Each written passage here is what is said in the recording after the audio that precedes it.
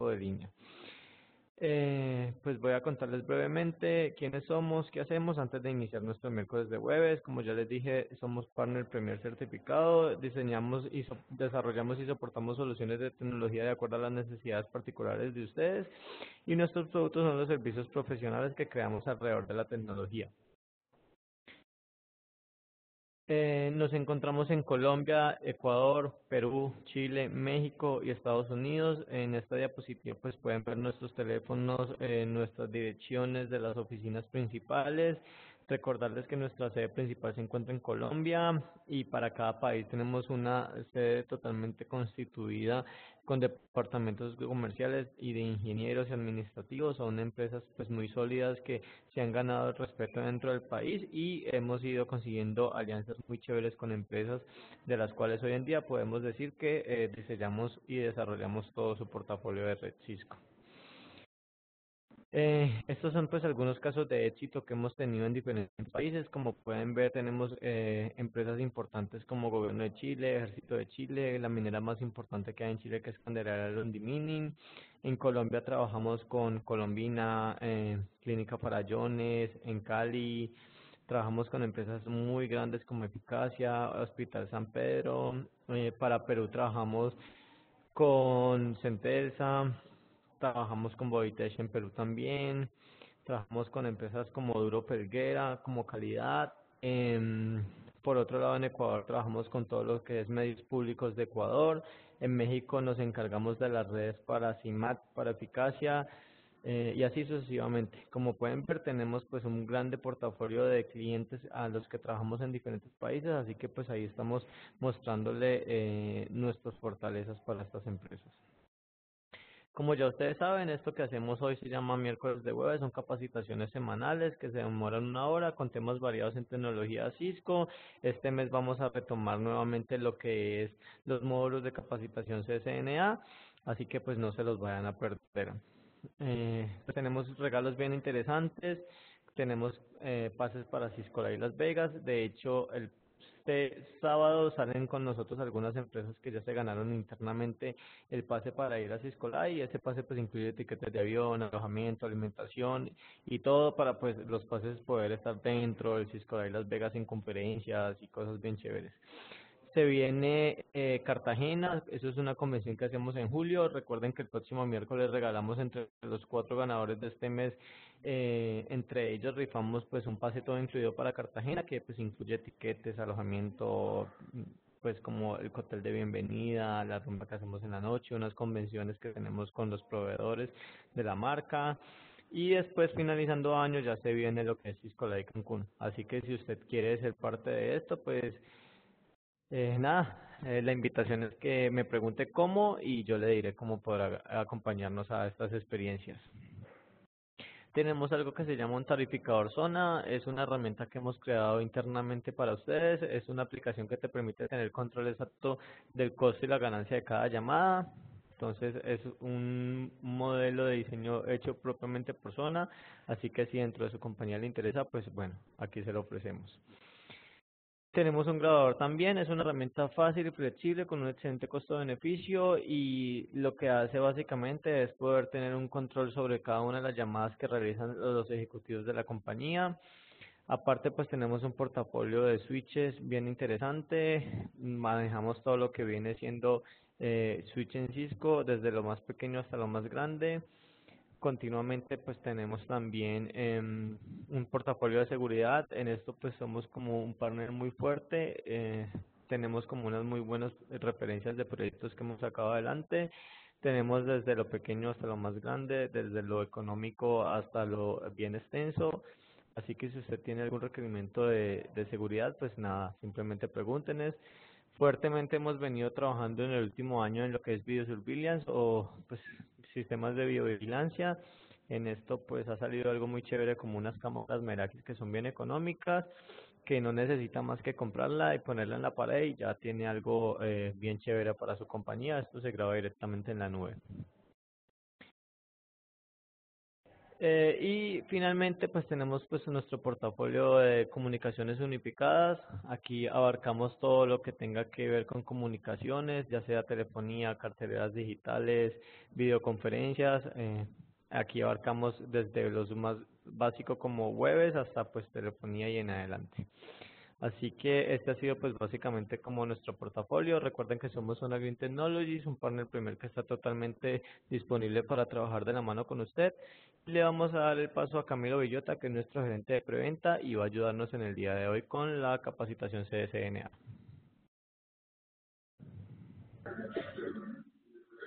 Hola, buenos días a todos. Claro, como los decía Gabriel, la idea es empezar a retomar nuevamente en los puntos que habíamos quedado para que pues, no quedamos a medias con el curso. La última vez que habíamos hablado sobre el tema de CCNA, igual, mientras tanto, también les agradezco en el chat, me confirmen que no tenemos problemas de audio, ¿vale? Inicio la presentación por acá. Entonces les decía que pues habíamos revisado ya algunos temas con respecto al tema pues, de CCNA en particular. Y pues digamos que haciendo un breve resumen, pues habíamos visto algunos aspectos pues muy base, que es básicamente la parte inicial del curso, que es comprender pues cómo se encuentra estructurada esa pirámide, ¿no es cierto?, donde uno definía las capas que permitían comprender lo que era básicamente las redes de comunicaciones o el estándar por el cual está funcionando las redes actualmente. Entonces para eso pues habíamos hablado del modelo OSI y el modelo TCP/IP, siendo el modelo OSI el modelo pues, predilecto para empezar a comprender cuál era la estructura de comunicación en las redes, cuáles son los pasos por los cuales los datos tienen que atravesar esa estructura y que permita en realidad pues básicamente realizar esa comunicación entre dos puntos extremos, ¿no? Entonces esto lo partíamos pues en 7 capas, ¿no es cierto? 2, 3, 4, aquí hay 6, me quedaría una por acá, 2, 4, 7. Entonces, hablando pues de esa estructura por capas, habíamos definido pues cuáles eran los componentes que incluían cada una de ellas, ¿no? Siendo la capa inferior la primera, que es la capa física, ¿no es cierto? Después la capa de enlace de datos, por acá la capa de red, por acá teníamos la capa de transporte, la de sesión, la de presentación y finalmente la capa de aplicación. Entonces, frente a esta estructura que teníamos básicamente también un tema de funcionalidades, ¿no es cierto?, que me definían cada una de ellas. Esto es uno de los puntos que ya les decía en ese momento más importantes a la hora de comprender cómo funciona una transmisión de datos, porque cada una de ellas tiene una funcionalidad particular y aparte de tener una funcionalidad en particular, tiene, digamos, unas tareas definidas para que el paquete se transforme sobre los medios y puedan ser leídos, por ejemplo, por el usuario. Okay. Ya esto, básicamente lo que uno hace es resumirlo en TCP/IP, porque TCP/IP resume alguna de las capas en una sola de ellas, facilitando, digamos, que ese proceso de encapsulación o desencapsulación de los datos. ¿Listo? Entonces, con esto revisado anteriormente y teniendo en cuenta, y ojalá que recuerden muy bien cuáles son las funcionalidades que encontramos en cada una de ellas, empezamos a mirar entonces ya temas particulares del funcionamiento de cada uno de los dispositivos. Entonces hablábamos pues que existían los enrutadores, los switches, los hubs o los puentes que teníamos antes de los switches y otra serie de dispositivos que permitían realizar una comunicación, ¿no es cierto? Finalmente acá también están las computadoras, bueno, y cualquier otro dispositivo. Partiendo de eso, ya sabíamos que existían ese simbolismo de dispositivos que podemos utilizar dentro de una infraestructura de red, pero también teníamos que tener en cuenta una parte que era la parte de diseño. Y esa parte de diseño tenía una estructura que también había que tenerse muy en cuenta para poder armar una arquitectura bien definida. Y esa estructura era una estructura jerárquica, donde teníamos tres niveles básicamente de distribución de equipos, donde definimos que había una parte de core, ¿no es cierto? Esto era un bloque, una parte de distribución y finalmente una parte de acceso, distribución y una parte de acceso.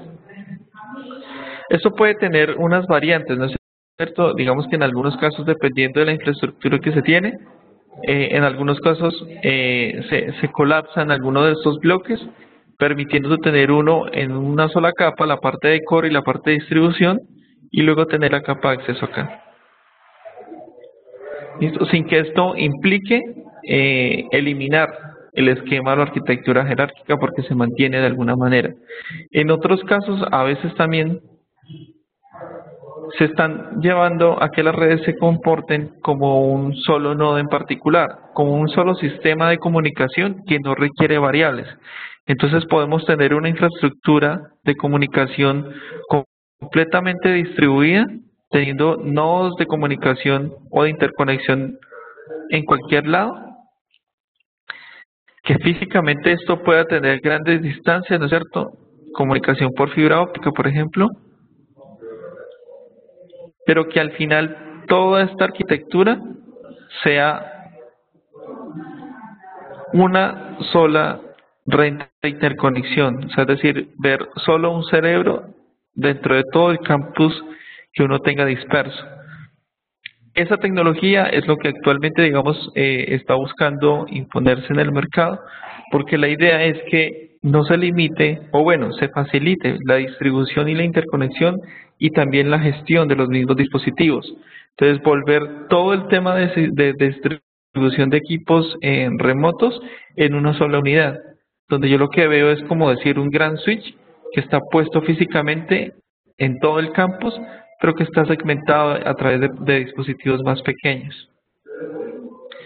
Ese tema de las redes convergentes ha hecho pues que el mundo de la parte cableada, ¿no es cierto? Frente a lo que teníamos antes, que teníamos era como un mundo por acá donde tenemos dispositivos físicamente conectados a la red cableada y otro mundo donde teníamos equipos inalámbricos que se estén conectando por acá, tablets o cualquier otro dispositivo móvil. En esos casos entonces teníamos básicamente, se me borró la imagen por acá, teníamos era dos mundos anteriormente. Ya la actualidad, o bueno, lo que decíamos es que se separaban estos mundos era porque básicamente uno encontraba plataformas que permitían la comunicación para este lado y la comunicación de otros dispositivos para este otro lado. Ya esto se ha cambiado, entonces lo que uno tenía antes como dos pequeños mundos de conectividad, ahora hacen parte de un solo nodo. Y eso se ha conseguido con que ya las funcionalidades de los equipos cambian, la convergencia y la homogeneidad de la tecnología también cambia, las funcionalidades y las necesidades de los usuarios también han cambiado. El uso de los dispositivos también cambia y eso seguirá cambiando y eso hace que se transforme la misma tecnología en otro tipo de uso sin perder la esencia como tal de lo que tenían originalmente. Por eso hablábamos pues que en el tema de seguridad lo que teníamos antes originalmente era el típico cortafuegos, ¿no es cierto? Que tenía protección a nivel de red, incluso hasta a nivel de transporte, pero no permitía ver más allá de las aplicaciones. Ya hoy lo que teníamos anteriormente que era hasta nivel de transporte y la capa de red, por ejemplo, como medidas de protección para este dispositivo, lo que se tiene es básicamente la protección completa de las 7 capas. O sea, tenemos todo el pilar acá visible desde los equipos de seguridad que hay actualmente. consideran mucho más allá, o sea que miramos básicamente hasta qué aplicaciones podemos controlar y qué aplicaciones están pasando a través de nuestra red. Entonces, esa evolución, digamos que está causada para que la comprensión como tal de lo que está funcionando a nivel de red se mantenga casi siempre vigente. Y sin embargo, a pesar de que las cosas se dan de esa manera, de que hay una evolución constante, el modelo no cambia. El modelo de comunicación se necesita de otra manera, ¿no es cierto? Se busca que sea más avanzado y que tenga mayores capacidades, pero como tal el modelo, por ejemplo, de TCP/IP y el modelo OSI sigue siendo la base actualmente para comprender cómo funciona. Entonces habíamos visto pues todos esos temas, vimos un poquito más de lo que era la conmutación, de cómo funcionaban los equipos de conmutación. Entonces comprendíamos ahí que en la parte de switching, ¿no es cierto? Realmente los equipos almacenan unas tablas donde empiezan a alojar información que le permite realizar ese proceso de conmutación. Entonces hacían una asociación de puertos con direcciones MAC que él iba aprendiendo cada vez que un paquete entraba por un puerto en el switch y empezaba a llenar esta tabla con información de puerto, dependiendo de la cantidad que tengan ahí, con la dirección MAC que ingresaba y que quemaba sobre ese puerto aprendida porque ha llegado un paquete por ese puerto. Entonces empezaba a llenar esta información. Y de esa manera, cada vez que ingresaba un paquete con un destino en particular que ya coincidía con una dirección MAC que estaba ingresado dentro de esta tabla, pues lo que hacía era entregar el paquete mucho más rápido. Listo, ese proceso lo veíamos en la parte de conmutación que se encontraba en los equipos de switch. Entonces, después empezamos a mirar que además de la conmutación, ¿no es cierto?, de la comunicación entre dos dispositivos que estaban conectando de alguna manera dos switches, ¿no es cierto? Por ejemplo acá.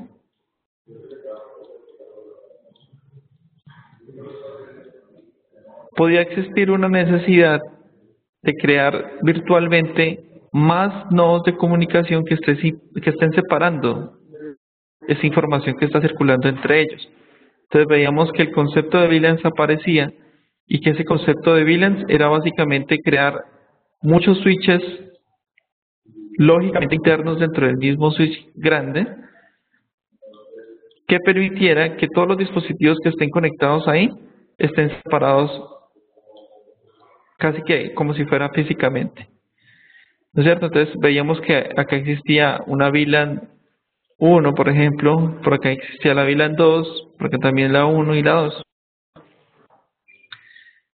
Y esta configuración permitía que la conmutación entre dispositivos que pertenecían a este segmento y a este pudieran verse, y estos pudieran verse también. Sin embargo, no había una comunicación en esta vía.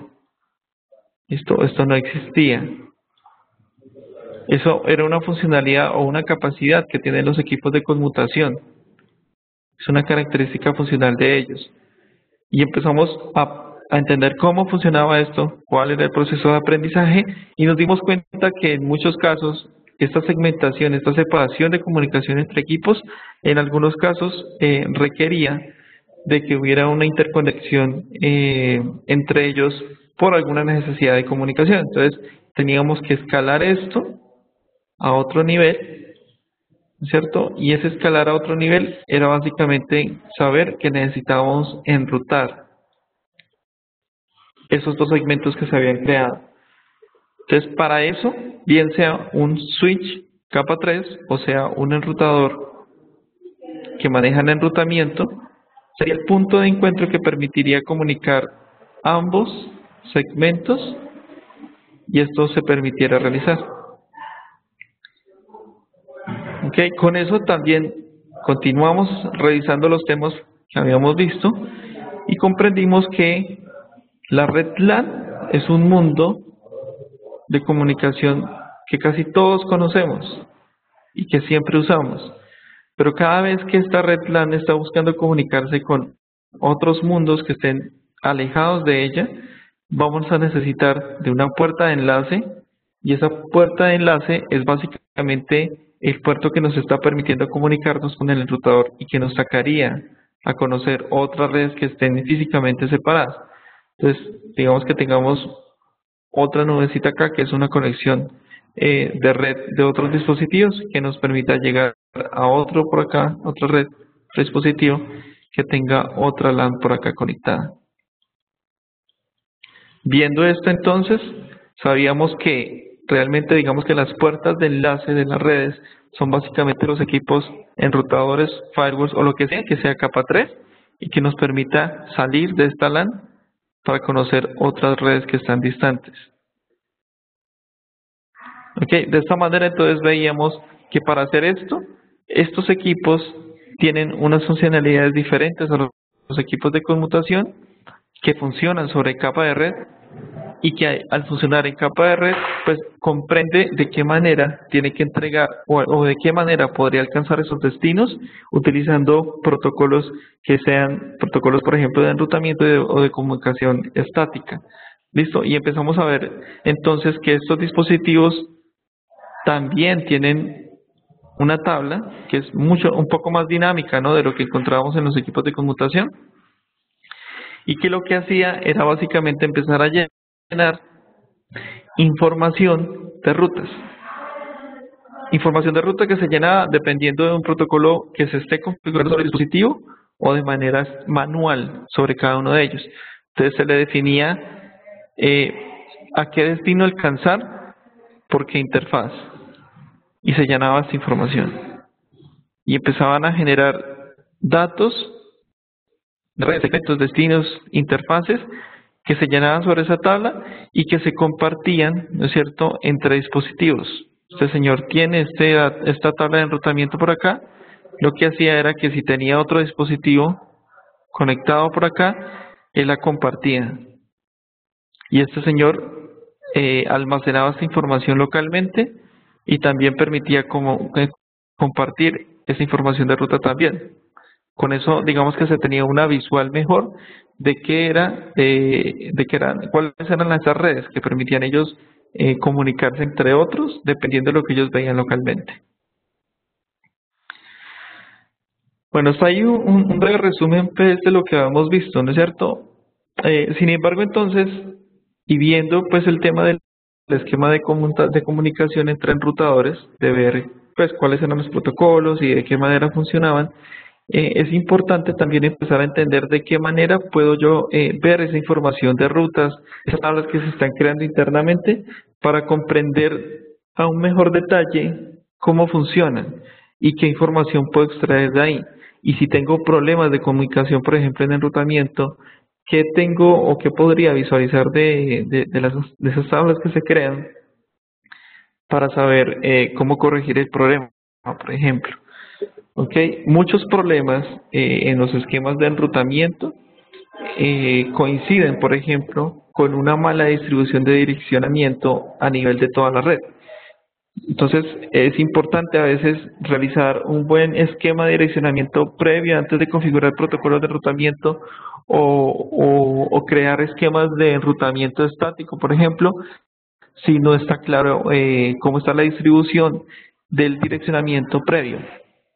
¿Por qué se los digo? Por ejemplo, muchos usuarios de red o muchos administradores no consideran, por ejemplo, que cuando se utilizan protocolos de enrutamiento por saltos, por ejemplo, digamos que estamos hablando de que se va a configurar RIP, el esquema de direccionamiento para RIP en versión 1, por ejemplo, no permite que se utilicen direccionamientos que no estén contiguos en segmentos.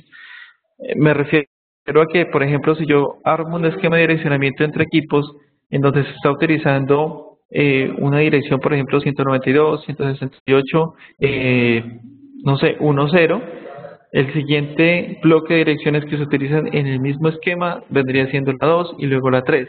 Cuando pasamos de la 3 a la 5 inmediatamente, RIP no permite tener ese esquema de direccionamiento que no es contiguo en su versión 1. Entonces, puedo cometer un error solamente con no haber sabido que RIP no permitía ese tipo de esquemas versus un RIP versión 2 que sí lo permitía, ¿ok? Entonces son cosas, por ejemplo, de distribución de direccionamiento que pueden no tenerse en cuenta y pueden presentar problemas que no se pueden resolver si uno no comprende bien cómo funcionan. Pero bueno, entonces, realmente digamos que el objetivo como tal de revisar las tablas de enrutamiento es ver cómo los dispositivos empiezan a aprender y empiezan a almacenar información y actualizar esos esquemas de direccionamiento sobre las tablas de enrutamiento de cada uno de ellos. Para eso vamos a mirar un ejemplo que ya habíamos hecho anteriormente con un laboratorio en donde había un esquema de direccionamiento que era esto. O sea, aquí había una red pequeña. Aquí no se cumple lo que yo decía, no hay un esquema de direccionamiento contiguo. O sea, aquí hay un 172.16.1.0, por ejemplo, en la red LAN. Voy a rayar por acá. Por acá está el 172.16.3.0. Por acá está el 172.16.4.0. Por acá está el 172.16.2.0. Y por acá solito vamos a tener el 192.168.1.0. Okay, mire que aquí el direccionamiento no es contiguo porque a pesar de que tenemos los bloques de direccionamiento por acá, perdemos esa continuidad porque aquí se está asignando un direccionamiento diferente. ¿Listo? Y solamente lo alcanzamos por acá lejos. Bueno. El resultado de la configuración, por ejemplo, en R1 y en R3 es básicamente este. R1, por ejemplo, tiene configuradas dos interfaces. La interfaz LAN con la dirección 172.16.1.1, ¿cierto? Está apagada, perdón, está encendida. Y está la interfaz serial 0 en R1, que es esta de acá, configurada con la 172.16.2.1, máscara 24, con su configuración de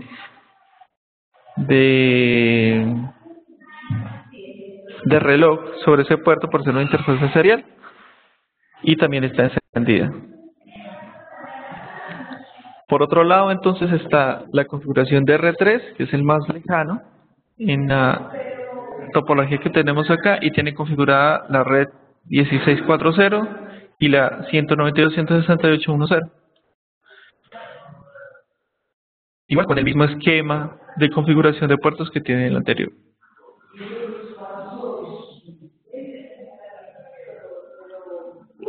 Una vez hecho esto, entonces, se empiezan a crear entradas dentro de la tabla de enrutamiento solamente con la asignación de direccionamiento sobre las interfaces. O sea, es decir, que la tabla ya empieza a almacenar información una vez yo ingrese direccionamiento sobre los puertos, porque ya con eso nos damos cuenta de que hay información de ruta que ellos tienen que tener almacenada, digamos, en esa tabla porque es información que se ha creado localmente. Entonces vamos a ver toda esta información que vemos aquí, ¿cierto? Donde tenemos básicamente información de rutas que pueden ser rutas que están conectadas directamente, rutas estáticas o rutas que se han aprendido a través de protocolos de enrutamiento. ¿Listo? En realidad digamos que lo que se crea a nivel de enrutamiento sobre estas tablas que se crean acá es también una estructura jerárquica donde uno básicamente parte de una información raíz y la empezamos a dividir en grupos y empezamos a comprender que hay direccionamientos que están o que son superiores y hay direccionamientos que van bajando en esa escala y que pueden contener información de ruta también. ¿Listo? Esto lo vamos a ver en detalle.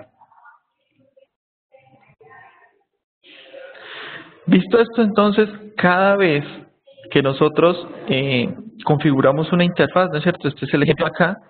Este es R2 en el caso de la topología que estábamos viendo. En R2 se ha ingresado a la configuración global y se ha habilitado el comando debug hyperroute. El debug hyperrouting es una información o un comando que permite ver información de depuración en la configuración de protocolos de enrutamiento. En este caso entonces, miren, se ha habilitado el comando, se ingresa a configuración global, han entrado a la interfaz serial TR2 y se ha asignado el paso que les mostramos antes de configuración de puerto, donde se ingresó la dirección como tal y los parámetros del puerto como tal, porque es una interfaz serial. Inmediatamente se sube el puerto, esta información de ruta se ingresa inmediatamente en la tabla de enrutamiento. Miren, sube la interfaz y el debug muestra que se ha agregado la información de ruta, que es la 192.168.10 máscara 24, o sea, es decir, que estamos haciendo correspondencia de esto que hay acá. Y por acá se anuncia por dónde se está aprendiendo y se anuncia que es una configuración con una métrica para rutas que son aprendidas porque están directamente conectadas. ¿Ok? Y a través de qué interfaz se ha aprendido y por qué tabla y por qué o a cuál tabla de enrutamiento se ha asociado. ¿Listo? Entonces con esta información de ruta pues ya sabemos que se ha agregado la información tanto del segmento de red que se ha aprendido como también la interfaz por la cual se encuentra asociada. ¿Listo? Y esto va a la tabla de enrutamiento. Ese es el proceso que se realiza entonces, como yo les digo, cada vez que se configuran interfaces sobre puertos en los enrutadores, es información que se va agregando en la tabla de enrutamiento de cada uno de ellos. Listo. Para comprender entonces ese esquema de jerarquía que se empiezan a crear con las tablas de enrutamiento, hay que tener en cuenta, digamos que se pueden analizar en niveles. Entonces vamos a ver, en general, digamos que vamos a ver cómo los enrutadores analizan esos esquemas de tablas de enrutamiento o direccionamiento que se crean en las tablas, partiendo de dos niveles, nivel 1 y nivel 2, teniendo en cuenta que nivel 1 es, por decir, la parte general, o sea, lo más general dentro de la información de tabla de enrutamiento, y nivel 2 vendría siendo como la información de enrutamiento más específica. ¿Listo? Y dependiendo de eso, se toman decisiones de rutas que se encuentran en las tablas de enrutamiento. La misma topología es la que tenemos en este laboratorio, que vamos a empezar a analizar de qué manera se dividen esos dos niveles y cómo los IOs de los dispositivos empiezan a analizar cada vez que encuentran una coincidencia con eso. Entonces vamos a separar esto y empezamos a analizar las rutas de primer nivel. Esas rutas de primer nivel tienen tres opciones en general. Ok, solo pues para que lo tengan bien en cuenta. Las de primer nivel pueden encontrarse como rutas que pueden ser del tipo rutas por defecto. En ejemplo, esta es una de ellas. Rutas que permiten alcanzar cualquier destino. Una superred. Una red que resume muchas redes, ¿no es cierto? O sea, es decir, que puede tener muchas subredes, pero pues una de ellas resume la información de ruta para todas. Y una red en particular, que es una red como esta. Estas son las rutas de primer nivel. Las rutas de primer nivel pueden tener un esquema o una notación como la que aparece acá. Ruta que tiene información del segmento como tal. ¿Sí ven? Esta es una red en particular. Y la información también de salida directa o por dónde se realizaría la comunicación, que es acá, este puerto. Miren que está, aparece como el serial 001 como interfaz de salida. ¿Listo? Entonces, para que lo recuerden y lo tengan en cuenta, la información, las rutas de primer nivel se presentan particularmente en estos tres casos: rutas por defecto, superred o una red. Visto entonces esta información de rutas de primer nivel, En algunos casos, bueno, en la mayoría de los casos, también vamos a encontrar información de ruta final. La información de ruta final pueden ser la dirección IP del siguiente salto para alcanzar ese destino o la interfaz de salida por el cual vamos a alcanzar ese destino. Cuando tenemos esta información, ya sabemos que es información que es consultada, digamos que es la primera que se va a consultar para permitir realizar una comunicación de extremo a extremo porque ya tiene o contiene toda la información inmediata para poder hacerlo. Sin embargo, cuando no existen coincidencias con esta información que yo tengo en rutas de primer nivel, tengo que empezar a inspeccionar información de rutas de segundo nivel y es para donde vamos a mirar. Las rutas secundarias, entonces, aquí vamos a ver rutas principales. Esta es la ruta principal. En este caso, miren que acá hay una configuración sobre un puerto, ¿no es cierto? Esta es la configuración en R2. Vamos hablando de este equipo. Y se está configurando esta interfaz sobre este equipo. Interfaz que da toda información de direccionamiento de la red 3 con un prefijo de 24. Entonces acá se configura la dirección IP, ok, máscara 24 y se sube el puerto. Una vez hecho esto, lo que hace el enrutador en la tabla de enrutamiento es generar esa ruta de primer nivel, que es básicamente esta que está acá, donde anuncia el segmento de red que se ha creado y define que internamente, es decir, que bajo ese segmento general existe una ruta de segundo nivel que se ha creado porque se ha configurado así. Es decir, estamos hablando, por ejemplo, que en los esquemas de direccionamiento que habíamos visto, las rutas tienen clase, ¿no es cierto? O sea, siempre se va a definir un direccionamiento por bloques a través de las clases.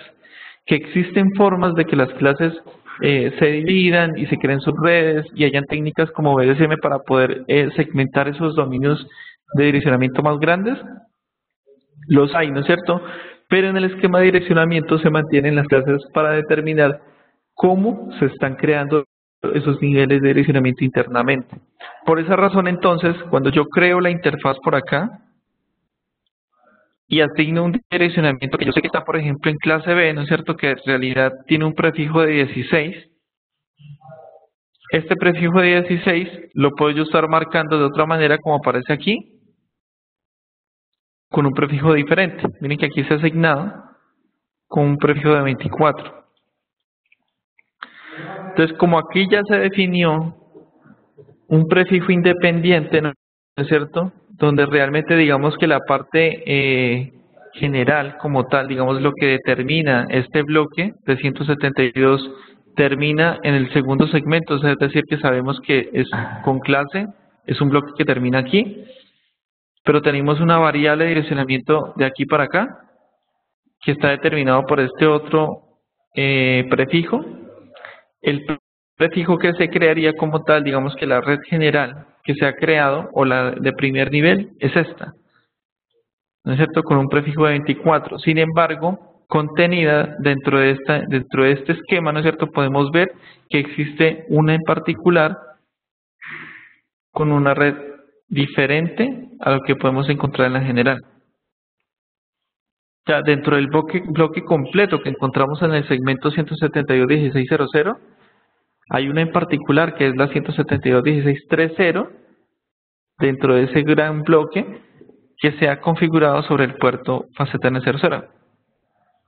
¿Listo? De esta manera entonces diferenciamos que se ha creado una ruta principal, una de nivel 1 y una ruta de nivel 2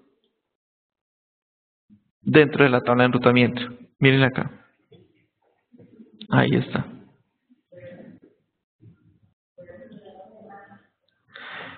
Entonces, de esta manera sabemos entonces que una vez uno haya analizado la información de ruta, por ejemplo, este es un ejemplo que tenemos acá, la ruta principal o la de nivel 1 es la red que tenemos acá, 172.16.00, aquí. pero contenida dentro de esta información de ruta principal encontramos una ruta secundaria más específica que nos permitiría conocer qué destinos alcanzar, que es la ruta secundaria. Entonces aquí tenemos que varía de la inicial, es la red 3 en particular, y que también contiene una información de ruta final, que es que se determina que se pueden alcanzar a través de una interfaz física del dispositivo.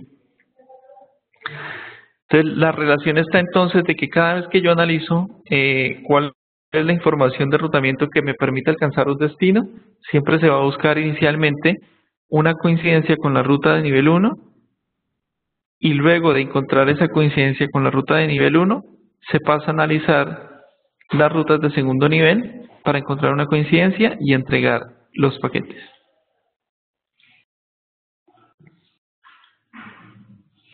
Miren acá. Aquí entonces tenemos información de la red con clase, que ha variado en su máscara de red para las rutas secundarias. Es decir, pues para que lo vean más claro, la red con clase debería ser prefijo 16, ¿no es cierto? Pero en este caso se está conteniendo información de ruta con prefijo diferente para todas las rutas secundarias que se creen por debajo de ella. Entonces, por eso lo que encontramos es que a nivel de rutas secundarias no encontramos una asociación de prefijo porque el prefijo se está anunciando aquí. ¿Listo?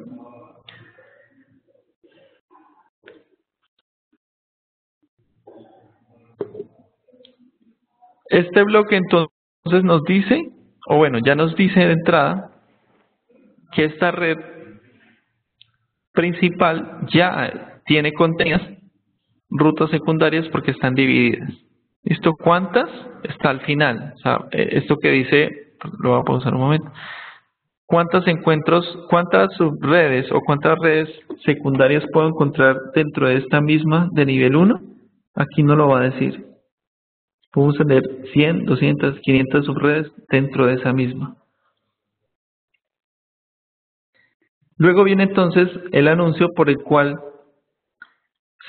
cuál es el origen como tal de la ruta que se está aprendiendo en la tabla de enrutamiento, porque pues tienen códigos que varían. ¿Cuál es la dirección secundaria de nivel 2 que se ha aprendido y que está contenida dentro de la nivel 1 aquí? Y a través de qué puerto se está saliendo a encontrar esa información de ruta.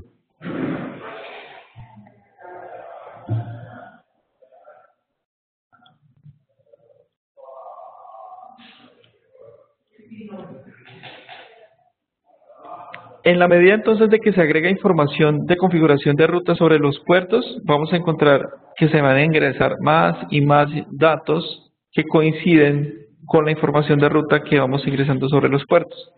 Entonces miren que aquí vamos a ver entonces que la ruta principal sobre esa interfaz que se está configurando hace parte de la red 172.16.00 con prefijo para información de las rutas secundarias. O sea, un prefijo de 24 en este caso.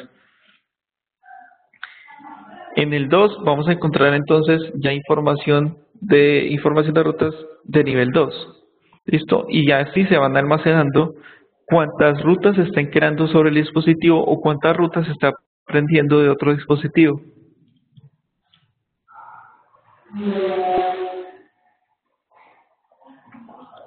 Podemos tener entonces que cada vez que tengamos información de la ruta de nivel 1, tenemos la posibilidad de encontrar rutas de mayor variabilidad en cuanto a nivel 2.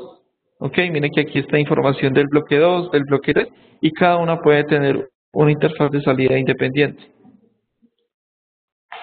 Listo, en este caso miren que acá entonces está la información de la ruta de nivel 1 y nos dice cuántas rutas secundarias podemos encontrar sobre esta ruta principal.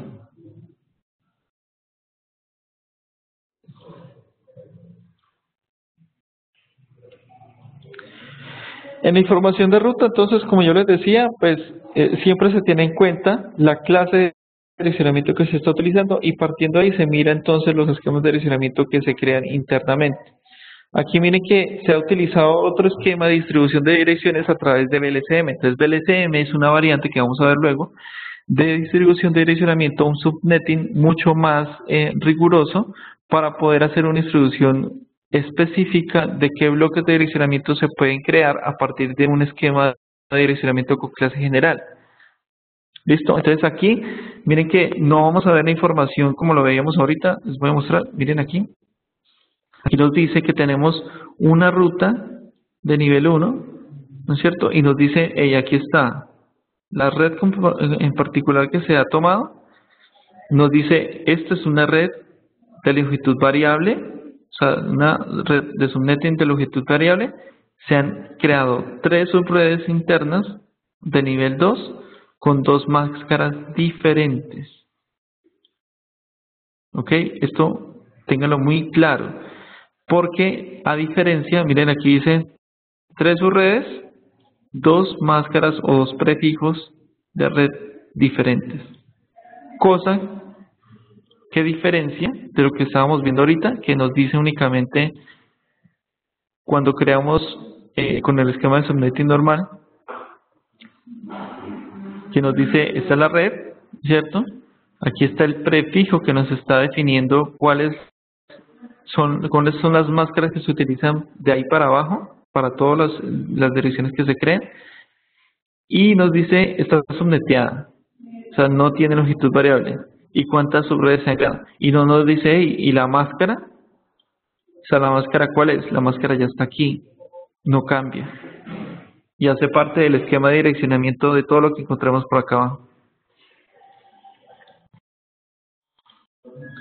Entonces, en este caso del tema de VLCM, nos damos cuenta que tiene una mejor flexibilidad en cuanto al esquema de direccionamiento que tenemos sobre esa tabla de enrutamiento que se crea. Entonces, por eso es importante que se tenga en cuenta cómo se distribuye ese direccionamiento dependiendo del protocolo que tengamos. Y al final también tenemos la información de la ruta completa. ¿Listo? Aquí miren que entonces teníamos sobre esta ruta un esquema de direccionamiento con prefijo 30 y al final en el cuadro podemos tener dentro del mismo bloque un prefijo diferente, un prefijo 24, pero que hace parte también de la dirección de nivel 1, que es la 172.16.00 prefijo 16. Miren acá entonces, la información contenida en estos casos es información de la ruta principal que tiene clase, la máscara, que también determina la clase de la dirección que se tiene,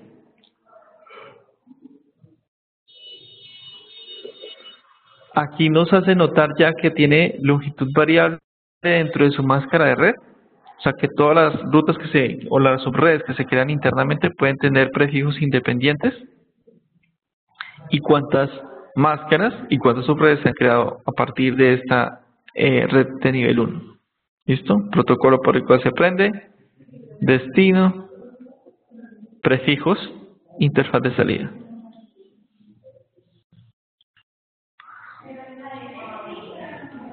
Con RIP versión 1 entonces, digamos que lo que uno podía crear es un ejemplo de lo que tenemos acá en la topología, ¿no es cierto?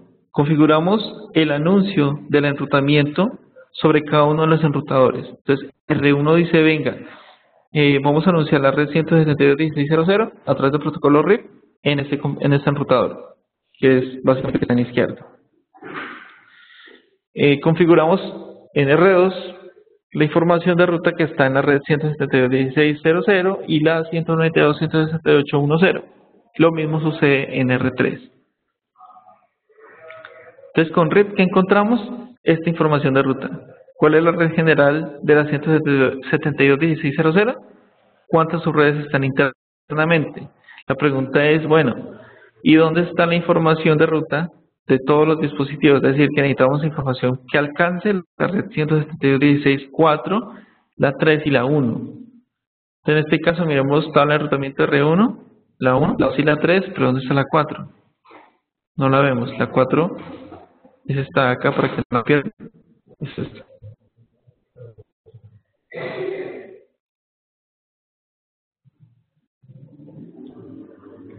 Miramos entonces que la configuración de enrutamiento que vemos ahí sobre el protocolo de RIP nos está entregando información de la red 16.1, 2 y 3, pero la 4 no la vemos.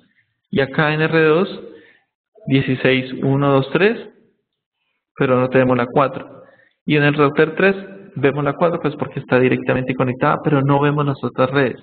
Entonces ahí es donde yo les digo, como no tenemos una continuidad del esquema de direccionamiento, porque está partido a través de ese segmento, RIP versión 1 no permite tener información de enrutamiento de este señor. ¿Cómo se soluciona eso? Enrutamiento estático, creo una ruta hacia allá, pero no es lo ideal. Podemos pasar a versión 2 que ignora ese tipo de arquitecturas complejas. ¿Listo? El proceso como tal, entonces, pues, una vez entendido esto, es, o lo que nos interesaría saber es, bueno, una vez comprendido cómo se almacena la información y cuáles son los dos niveles de esquemas de direcciones y de rutas que se crean dentro de la tabla de enrutamiento, es cómo hacen los paquetes que llegan para encontrar ese destino dentro del proceso de análisis de rutas que hay en los dispositivos. Entonces, primer paso, se tienen que examinar siempre una coincidencia con una ruta de primer nivel. O sea, miramos dentro de la tabla de enrutamiento qué mejor coincidencia hay con una ruta de primer nivel y se comparan los bits de las máscaras con las direcciones del destino que se está tratando de alcanzar. Hecho esto, entonces, lo que se hace es que si hay alguna coincidencia, se verifica si hay una interfaz o ruta de salida inmediata. ¿Listo? Para entregar esos paquetes. Si no lo hay, entonces lo que hacemos es empezar a analizar las direcciones secundarias, ¿no es cierto? Porque digamos que ya comprendimos que hay un subnetting o un esquema de longitud variable interno que nos lleva a encontrar otras rutas aprendidas sobre los equipos.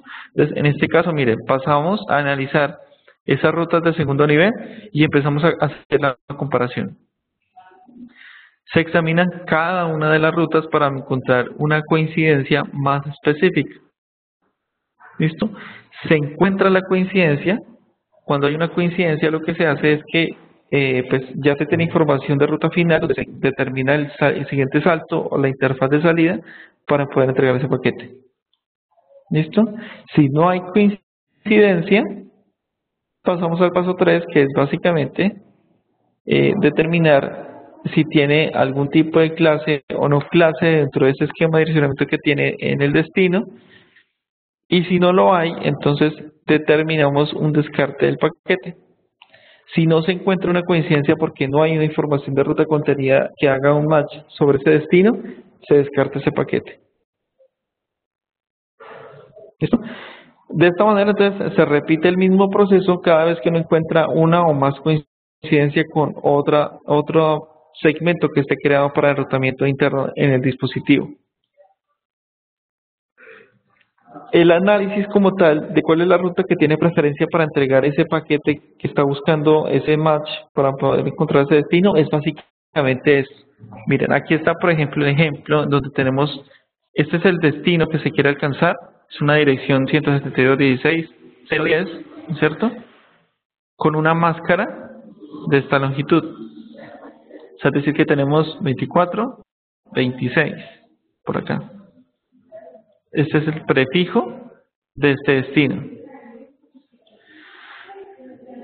Y tenemos información de ruta, entonces empezamos a analizar o cuál es el match que hace para tener una mejor coincidencia en los, digamos que el algoritmo como tal que utiliza el iOS en los Cisco, es empezar a revisar la ruta. Entonces miramos la ruta número 1 que tiene dentro de la tabla de enrutamiento, tiene un prefijo 12, ¿no es cierto? Que coincide con los dos primeros bloques, pero hasta ahí tiene esa coincidencia. O sea, es decir, que en el bit cuarto de izquierda a derecha del primer bloque, perdón, del segundo bloque, tenemos hasta ese punto tenemos coincidencia sobre esta ruta.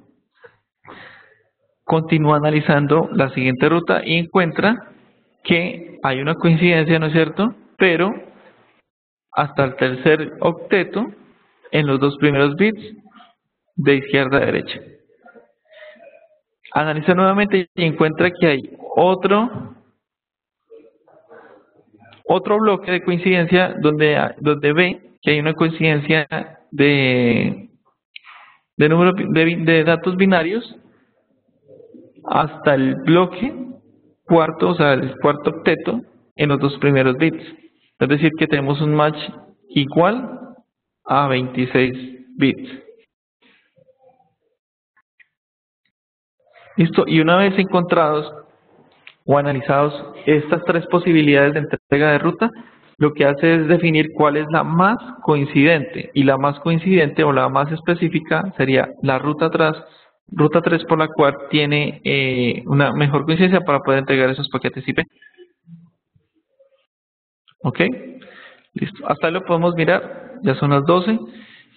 Voy a cerrar por acá la presentación. Después continuamos mirando los casos en que se presentan y un ejercicio sencillo de cómo se analizan esos esquemas de entrega de direccionamientos de paquetes a través de las tablas de enrutamiento.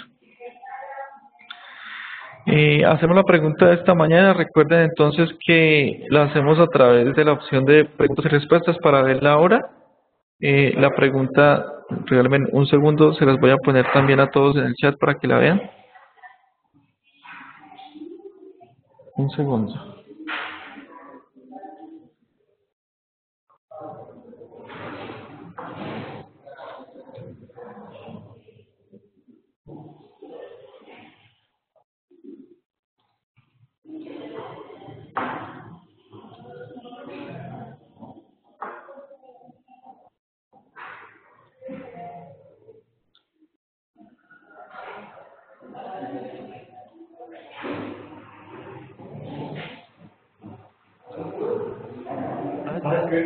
Sí, sí, es para que la tengan ahí, para que, por si no escuchan bien o algo así, la puedan contestar. La pregunta es entonces, nos den uno de los ejemplos de los tres tipos de rutas de nivel 1 que vimos en las tablas de enrutamiento. Uno de los tres tipos de rutas que se determinan como de nivel 1. Camilo, pues por aquí. El ingeniero Andrés Espinosa dice por defectos, por red y red. Es correcto. Dijo las tres. Y Carlos Borges me dice que 0.0.0.0 es correcta también. Por el chat, pero me dice 1.75. Toca mirar entonces quién contestó primero. Creo que es Carlos, ¿no es cierto? No, el que contestó primero es Andrés Espinosa a los 262 me dijo por defecto, super. Ajá. ¿Y Carlos Borges a qué horas? Creo que es Carlos Borges. Exactamente. Ingeniero Carlos Borges me dice por favor envíenme un correo a mercadeo@soma.com.co para certificarlo como WhatsApp, por favor. Importante que nos regales un número de celular contándome que fue una labor de último en el día de hoy. Pues ya recuerden que el próximo miércoles vamos a entregar los viajes para acá. Recuerden por favor que cada vez que me reenvíen una fotografía, ya sea por WhatsApp o por correo electrónico.